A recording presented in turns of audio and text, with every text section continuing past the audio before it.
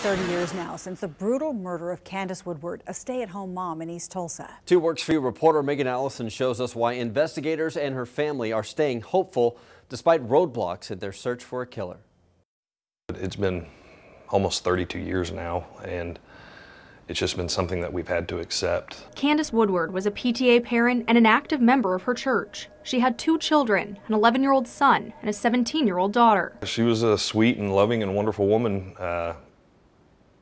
She was a stay-at-home mom and did everything and anything that she could for us and to take care of us. On January 7, 1987, Woodward was watching her 3-year-old neighbor while Doug and his sister were at school. When she answered a knock at the door, a man chased her inside, ultimately beating the 38-year-old to death with a hammer.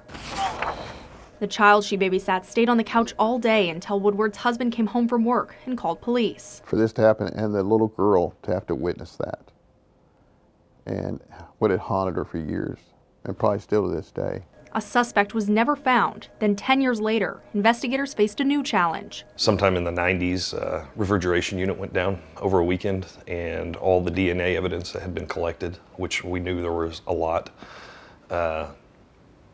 succumbed to humidity and water and became unusable. Woodward's son says he always wanted to go into police work, but it was his mom's story that ultimately inspired him to become a lieutenant in Claremore. I think I have more sympathy or empathy, if you will, for people that are involved in things like this, because I know what it was for us to go through, and I know how hard violent crimes can affect on children. Woodward's 2 children now have kids of their own and wish their mother was here to influence the next generation. She's missed weddings, birth of our children, graduations, just all of those things that you're supposed to have a mom for. But the siblings and investigators hold out hope, saying evidence could just be a phone call away.